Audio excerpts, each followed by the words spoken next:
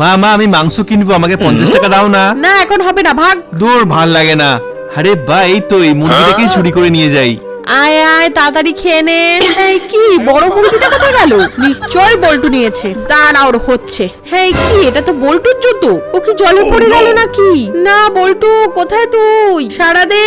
হ্যাঁ কি, মা তো আমার পিছনেই আসছে। এক কাজ করি, আমার জুতোটাকে পুকুরের কাছে ফেলে দিই, তাহলে মা ভাববে আমি হয়তো পুকুরে পড়ে গেছি। আরে বল্টু তো সুইমিং চ্যাম্পিয়ন, ও জলে ডুবতেই পারে না, এটা ওর চাল। এবার তাড়াতাড়ি আমি এই চিকেনটাকে বানিয়ে ফেলি।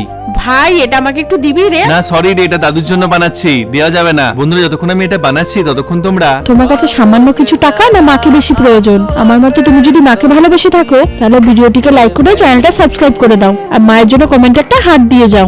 এই তো চিকেনটা রেডি হয়ে গেছে। ওয়াও কি সুন্দর দেখতে হয়েছে। চল দিদি, এটা দাদুকে দিয়ে আসি। ঠিক আছে চল। বল্টু কোথায় তুই?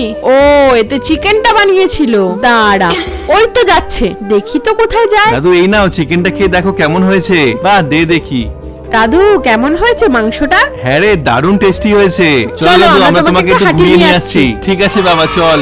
বাহ, এরা আজকে দারুণ কাজ করেছে।